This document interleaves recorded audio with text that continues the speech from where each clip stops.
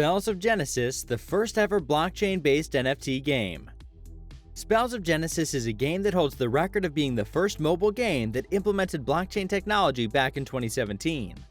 It's also the flagship gaming title of video game developers Dreamsoft and their partner All4Games. This is why in this video we're going to explore all about this trendsetter, so make sure you subscribe to NFTimes to keep getting our videos, and do like the video if you like the content.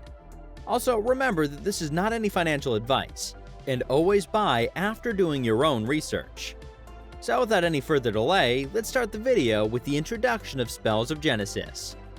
The gameplay is best described as a mix of strategic card games with old-school arcade influences. Players basically acquire cards and utilize them to destroy opposing cards. The movie clip covers the game's four primary pillars: spectacular fights, constructing an indestructible deck, completing the quest, and collecting cards. Now, the original blockchain game is adapting to the rapidly expanding gaming model, play to earn.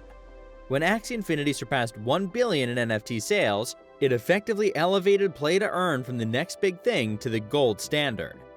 Now let's delve deep into how play to earn is transforming the Spells of Genesis ecosystem. Spells of Genesis is sometimes described as a blockchain's collectible trading card game. Dreamsoft, a developer, has partnered with MakerDAO and joined the DAI Gaming Initiative. Through this arrangement, players can earn dollar-pegged DAI tokens just by playing Spells of Genesis. The partners chose to roll out this initiative in stages over several months. The team distributed over 700 DAI over the summer of 2020. By practicing, the best players win digital cards that they can use in-game or as in-game gold. During July and August 2020, the introduction of Play to Earn granted players an additional 5 to 25 DAI. Basically, Spells of Genesis' Play to Earn model rewards players with crypto that can be converted to cash in exchange for time spent on the game. In this case, money should not be seen as currencies, but as a value in particular. Players can exchange their earnings in DAI or cards for other valuables. Now let's talk about their NFTs, tokens, and Play to Earn mechanisms. Book of Orbs was terminated by Spells of Genesis on May 31, 2021 as part of the transition to fully embracing Play to Earn. SOG switched its active games to use different methods of storing and sharing treasures. They released one of the first tokenized artifacts that could be utilized in their game in 2015. 2 years later, utilizing the Counterparty Protocol, gamers may upgrade their in-game cards to eventually mint them as tokenized digital assets on the Bitcoin network. Certain token collections, like the Rare Pepe collection, became highly popular on Counterparty. Take note that all this occurred before the current ERC 721 NFT standard was established on the Ethereum blockchain, so you can understand the image SOG has. But as Ethereum was a better option at the time, so after a short interruption, the developers decided to embrace the Ethereum blockchain. Because the Book of Orbs is no longer in play, players must relocate their opponent. The Casa Token wallet is the clear winner because it supports Bitcoin, Counterparty, and Ethereum. Furthermore, it's extremely simple to connect Spells of Genesis to it, allowing players to freely use and send their cards. After all these, Spells of Genesis also went into Metaverse, and they chose Sandbox for that. Through its Spells of Genesis ASCII Indoor Social Hub, players can come face-to-face with their favorite in-game characters. They believe Metaverse experiences will help unlock a new wave of interactivity between visitors and otherwise static characters, game worlds, etc. Spells of Genesis ASCII Indoor is one exciting example of what the future may entail, as the social hub will be accessible through the sandbox. The ASCII Indoor Social Hub will be located at the entrance to ASCIIon, where everyone can congregate. Some of the most well-known in-game characters come to life and can be interacted with. Users can also acquire hidden Satoshi blocks scattered throughout the SOG metaverse, and explore points of interest, many of which have strong ties to the game. Following that, the Spells of Genesis team stated that everyone who owns an NFT from the SOG collection on the Sandbox Marketplace will have unique access to all future Spells of Genesis experiences within the sandbox. As the team works to provide long-term utility to the non-fungible tokens being generated, community members will benefit from optimal interactive benefits. The Sandbox Alpha Season 3 event lasted 10 weeks and featured over 90 different activities. Over 10,000 Alpha Passes were made available, with up to 500 sand and other promised prizes for ecosystem holders. As the Sandbox continues to push the boundaries of what metaverses are capable of and how they can bring together communities across different projects to help unlock new social interactions.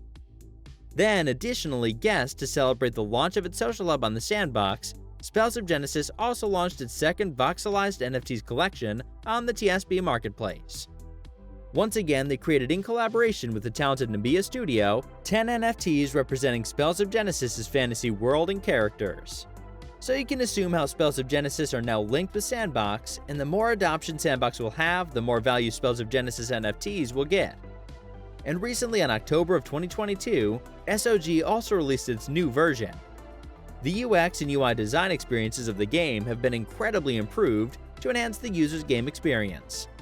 As they celebrated their 5th anniversary to celebrate Spells of Genesis' public release, they designed a new campaign where they invite you to find the powerful Askins families. The campaign will be available until January 2023, and 7 epic cards will be up for grabs. So are you guys also up for the challenge too? There are a lot of new features in their mobile version, like an account management page has been added, a language selection feature is now available, and a password reset feature is included. In addition to this, a lot of visual and graphic improvements have been made, including a brand new leaderboard visual, enemy attack strength is now displayed, the possibility to drag and drop cards in your team deck is activated, and so on.